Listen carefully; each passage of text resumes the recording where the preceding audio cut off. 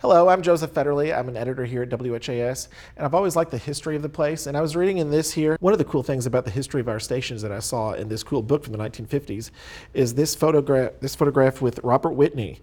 He was the first conductor of the Louisville Orchestra. So every time the current conductor of the Louisville Orchestra, Teddy Abrams, is on the show, whether it be the noon show or Great Day Live, I'm always trying to talk to him, and we always have great conversations before and after the interview. So I said to him, why not just sit down and let's spend 10 or 20 minutes together and talk about all sorts of stuff. It was a great conversation we had. We talked about what got him inspired and what his passion was to start being a musician, and my favorite composers and his favorite composers.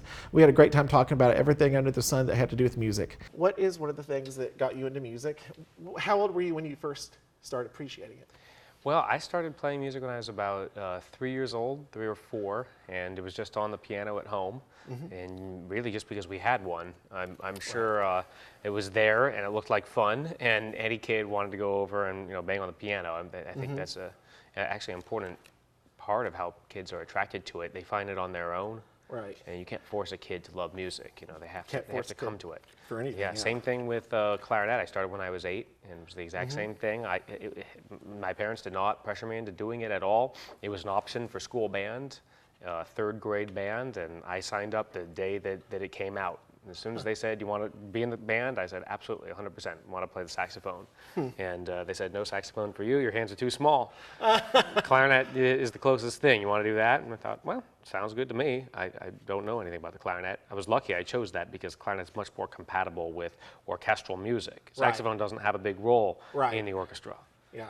Well, one of the great things about you is you're versatile. I mean, I saw you Saturday night playing the piano.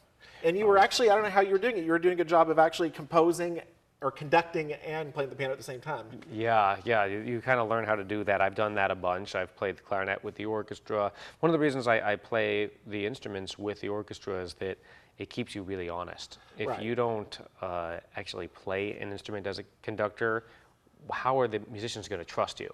It's kind of like being a coach. If you'd actually played basketball or baseball or something like that in the pros, the players are going to trust you because they know that you know what you're talking about. I've heard people say a good management sign is someone who will never ask their employee to do something they wouldn't do themselves. That's obviously. Right. Yeah, that's why I do it. It keeps me honest, and it also keeps the relationship on a musical level so that all the musicians can relate to me just as musician to musician. I think that's actually really important, that a conductor is not just some figure floating above like a balloon, untethered to anything.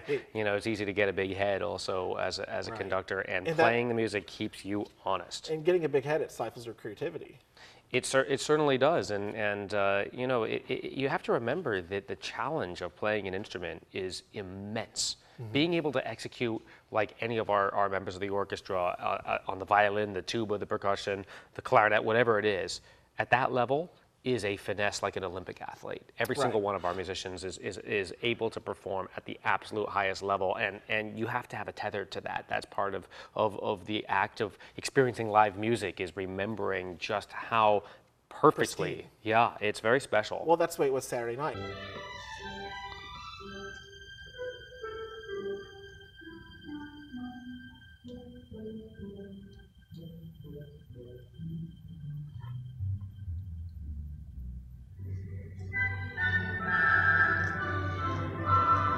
In engineering, they look at birds and they look at their wingspan and they see how they can make that to an airplane. They can, I think it was a woodpecker. It's got a type of, it protects the brain. They try to, a frog's tongue. All these things have been looked at in engineering. And I'm sure music is the same thing. There's certain parts where it had to be inspired by a bird. How much do you think of good music composition is from nature? Well, I think that's an interesting question. Music is kind of a language unto itself, so it can refer to things in nature, like a flute, obviously very famously captured in Peter and the Wolf. Each of the instruments has an animal that's connected with it, but on the other hand, music also just exists completely separate from any specific reference. So I often say, if you listen to a C major chord and you had to describe it, there are not specific words. It may feel kind of happy-ish, or it may feel like that's maybe a kind of a cloudy version of a chord, or it may be a nostalgic chord. But all those words are just approximations. Music gets to a deeper kind of relationship with human communication. It goes to the place beyond the words, and that's why I think the music that we play is universal, and it's also eternal. It's not limited to just one place or one time. It's the thing that makes it most powerful, that a person listening to a composition 300 years ago in Leipzig, when Bach was playing it for the very first time, will have the same experience with that music that you might take to Venezuela today. And it doesn't make a difference their background or their language of spoken words. It only matters that the music is something that you're open to, and you're gonna have a genuine experience with it. Well, speaking of music that has nothing to do with nature, I know that Jerry Goldsmith is one of the film composers I like a lot, because he has a really good effect of making sounds that you're not used to hearing in scores. It's certainly not natural. What are some of your favorite film scores? And the great thing about Teddy is I've talked to him so many times, and he doesn't look down on people who just know music scores from films, or because you understand music's music, and it's very opening. So what are some of the film composers you like? Well, and what's fascinating is that the history of film composers is very connected to the history of orchestral music. In fact, some of the greatest of the older world film composers, the people that were writing at the very first time that films had music attached to it. Max Steiner. Max Steiner, Alfred Newman, all these all people. Alfred was kind of the head of the patriarch of the Newman family, and of course now we have famous ones like Randy Newman and Thomas Newman, who are some of my favorite film composers. But Alfred was taking the techniques of the great composers from Germany and Austria. Many of them were Jewish, and they escaped from the Holocaust. Korngold, Eric Korngold, was one of my favorite composers. He was a prodigious talent. When he was 12 years old, he'd already written an opera, and he had to flee the Holocaust. So he came to America, and of course, we didn't need as many new operas as the Viennese needed. So he started looking for work, and of course, he started working in the film world. So Korngold is one of the great film composers of the mid-century. What are some of the films he's done? Oh, there were a number of them that most people probably wouldn't recognize so much, but if you have a knack for films from the 40s and 50s, you might encounter a few of them. But a lot of them, they're not the ones that are quite as famous. Not like Gone with the Wind. But Max Steiner and Newman had more that are really recognized today. Newman, I think he was the head of 20th Century Fox, right? Their entire musical division. Oh yeah, he did a ton of those. Yeah, and that's where people would recognize. So if you liked, some of those old Billy Wilder movies, those scores are absolutely incredible. And that tradition got passed down to the composers that we listen to today, and of course John Williams is at the head of that. But it all goes to the modern era. Composers like Ludwig Göransson, who is an incredible talent, come from that same tradition. And it's really wonderful to know that those connections are there between the composers of the mid-century. And a few of the kind of classical composers even had a hand in it, like Aaron Copland, for instance, wrote wonderful music to a number of movies that were award-winning. He did both, and sometimes you still see that that kind of relationship. A few of my friends, the composer that we played actually on Saturday night, Adam Schoenberg, has written and won an Emmy, and the composer Mason Bates also has written for the film world, and so he's a composer that we have performed here frequently on the stage. Have you ever thought of that? Film? Well, I've never actually done one. It's a big process. You have to commit a lot of time to it. It's funny because you have to spend a lot of time working on the piece, but when it comes time to actually getting everything together, that process can go very quickly. Because the production schedules don't often align with your performance schedules. Or the opposite's true. You could have a whole number of a sequence that's going to be dropped on the editing floor, and you just have to adapt to that. Yeah, and it moves quickly. And a lot of times you'll be in the room and you'll have to edit things during the actual rehearsal. It's fascinating to watch.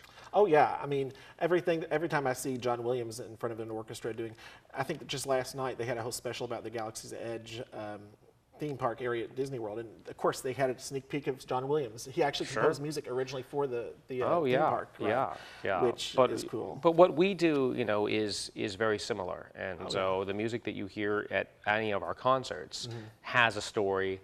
It connects with the very emotions that are the reason we have music in film, because that music is needed. If you take the music out, the films often become completely, almost meaningless, or just really empty. So, well, this is the reason why I like this interview so much is because if you look here, this is the original conductor of the Louisville Orchestra, Robert Whitney, and he's being interviewed by a WHAS employee. This is actually singer-composer Tom Scott. We actually had a musical director here at WHAS, so this is really neat to be continuing the tradition, interviewing the Louisville Orchestra conductor. Yeah. Now, you are also pretty famous for composing your own items. Like how many scores have you done here at the Louisville Orchestra that you've written yourself? Well, I think we're at about 4 different commissions, or you know, that we call them commissions, but I actually see composing as part of my job, because I think every conductor should also be a composer. Right. The history of conductors is tied to the history of composers. People like Mahler and Beethoven and Brahms were all composers and conductors. Right. And so I've written a piece that we actually played on my very first concert here. That was called the Overture in Sonata Form, kind of a silly title, but that was my very first piece that opened up my very first season. And then the large-scale Muhammad Ali kind of oratorio rap opera that I wrote a couple of seasons ago. Then a big long song cycle that I wrote last year called Song of the River, actually about the Ohio River. And a piece called Fanfare. It was a Kentucky Royal Fanfare written for Prince Charles when he came to visit. So actually, there's a fun little group of compositions that have been composed just for us. And you're right. I mean, if you're able to look at a conductor, that's part of it. I mean, you're not just doing this all the time. And I also wanted to ask you, I was there Saturday, and there are certain parts in, of course, by the way, I loved the soprano, the 2 violinist solos. I mean, yes. Everybody is so phenomenally great. Who is the person you had at the Bernstein 100 celebration last year? It was the singer who sang I Can Cook. Yes, Morgan James. She was phenomenal. Is she going to come back this year? Well, I actually think she is coming back. I don't know if we have announced it yet, but in November. Did we announce that? Yeah, she's coming back on November 9th. I can't wait to hear her. Yeah, we're doing a special performance out at Ashburn Farms. Oh, really? Which is such a beautiful and special location. So I wanted to go make sure the orchestra had a relationship with them, because that's classic Kentucky right there. Well, so we're going to do another celebration, not of Bernstein this time, but of Gershwin. So that's something to go out and see. I've got to go. I love Gershwin. Yeah. Summertime. Yeah, we're definitely doing Summertime. Yeah, so some of his best known and most famous songs. And what's really cool is that not only do we do some of the original arrangements, like Summertime, we do the actual version that was performed in Porgy and Bess that Gershwin wrote. Right. We also do a number of arrangements that were created just for Ella Fitzgerald. And those are some of the most classic, beautiful, lush, mid-century versions. And we have those arrangements. We actually found the original versions of them, and Morgan sings them with the orchestra. That's pretty special. Yeah. Now, Gershwin. Do you think that people who love Gershwin have a favorite airline? Well, I don't know if they like hearing it in United, but of course, yeah, United's. I mean, that's the funniest part. I hear it all the time. That speaks to the power of music. I mean, something you've heard over and over, and it transports you to a place and a time, and it just reminds you of your youth or whatever else, whether it be a television jingle or a United Airlines jingle. Oh, yeah. I mean, that's what I love. And most of the time, it's orchestral music, and that's the best that stays. I think we look at the media, and a lot of people say newspaper readerships are down. A lot of traditional things that are stalwarts of society are not doing as well as they had. Don't you think that the orchestra will always be around? Because there's just something powerful about always sitting in there. I mean, I was there Saturday, and it was packed, and everybody just loved to hear. And there's nothing like hearing, I'm showing my, I don't know, the soprano sang the famous dun about the dun dun dun dun dun dun dun. What is that? Oh, the habanero. Habanero. Yes. There's nothing like hearing something you've heard snippets of your whole life, and to hear it in the form that it was composed for. That's right. Yeah, I do think the orchestra is going to be around as long as there are people with open ears. Right. And it's hard to maintain an orchestra. An orchestra is a complex organism, and every one of our musicians is a full-time employee of the orchestra. They are not doing this just casually. They are the best of the best. When we have auditions, people come from around the world to try and win a job at the Louisville Orchestra. Sometimes hundreds of people apply for just one single spot. And as I said, they are full-time here. They get their benefits from the orchestra. When they work, we don't just hire them for the show. They work all week, which means that allows us to do things like education concerts. It allows us to do the neighborhood concerts that we're doing this week, to take the orchestra to every part of Louisville. It allows allows us to do lots of things that we couldn't do if we just hired them every time we wanted to put on one show. Right. That means that we can truly serve the community. And that is why an orchestra is important. It's not just for one good concert, one show with a popular theme. It's because we are here making music for everyone and bringing people together every single week. Well, the term world-class city is so thrown around a lot. I mean, the fact that Prince Charles came to Louisville, I'm sure he probably has been to lots of different places, but how many can say they have a full symphony orchestra composing a music score that was done just for his visit? I think that's the definition of world-class city. Exactly. That's why when you have an important visitor or an important event like Muhammad Ali's passing, your orchestra is the organization that everybody looks to do something special, to show off the city, to show what we've got. But I'm trying to tell people, saying Louisville's on the rise right now. Come for the bourbon, absolutely. Come for the bourbon, come for the derby, but stay for the city. Right. Because the city has so much to do. I mean, it's a place where there are incredible events, and sometimes every single weekend they're all piled on top of each other. This is a doing city. And we need to get on the map for that reason. The bourbon is maybe the thing that attracts people. But as soon as you actually live in this city, even if it's just for a couple of days, and you really feel what it's like to be a Louisvillian, I think it's hard to see anything but great here. Right. This is an amazing place. Now, speaking, there's so many things about Louisville. I like the hot brown from the Brown Hotel, sandwich. And I just found out a couple weeks ago, you've heard of Bib lettuce? Oh, yeah. That was originated in Frankfurt. Mr. Bibb. He grew it in Frankfurt. I mean, it's just amazing. We've got a lot of fun things here. Well, and I didn't know that. Talk about the fact that I had never heard of Kentucky Blue Moon until Saturday night. Oh, the Blue Moon of Kentucky? Yeah, Bill I love Monroe how is she goes from here. hee-haw in the middle of it. Oh, yeah. The composer's from here? Bill Monroe, Bill Monroe was one of the great bluegrass artists of the middle part of the 20th century, and one of the most influential of all of the musicians. They kind of created not only what we think of as bluegrass, but also country music, the influence of an intersection between old time, which is something that comes from the Appalachian part of Kentucky, mixed with the things that we think of now as kind of modern country, really come together in a musician like Bill Monroe. And it's part of our outsized influence on the entire musical establishment of this country. Kentucky has generated so many important artists. The Clooneys, of course.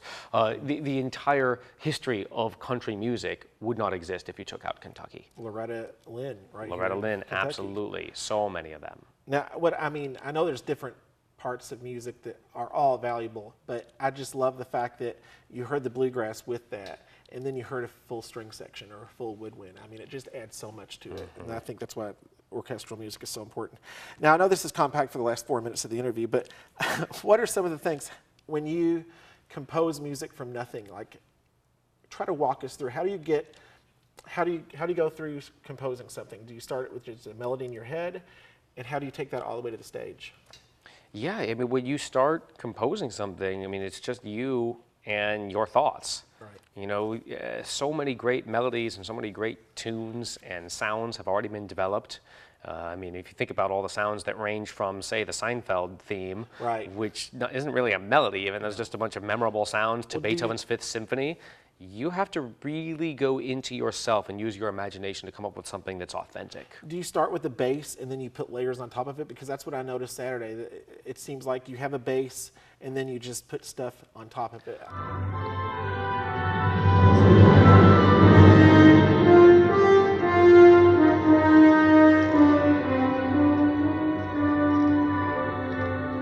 There's no wrong way to do it, honestly. A lot of times people do start with a really catchy bass line and then compose a tune on top of that. A lot of times the melody comes first. There's something that you dream up, and I was listening to Paul McCartney talk about how he came up with yesterday. He heard it, I think, in a dream. And he kept going around to everybody and saying, "What's that song? What's that song? I heard this melody. What's that song?" And he said, "That's not any song." And he just thought, well, it's my song now. So it could be that. Stravinsky, who's a composer we're playing this very week, actually composed in dreams. He would hear sounds in his dreams and then write them down. And so it could range from that to other people sat at a piano and hashed it out. And then some people improvised it. Certainly Bach would come up with a lot of his tunes complete at the keyboard. He'd be at an organ or a harpsichord and just he'd be improvising them. They'd almost be ready to go. He'd just write them down later. Harpsichord is the precursor to the piano, right? It is, yeah. That's what was played in Mozart. Amadeus. Yes, they had a harpsichord. Yeah. Again, yeah. my classical knowledge is because of a movie.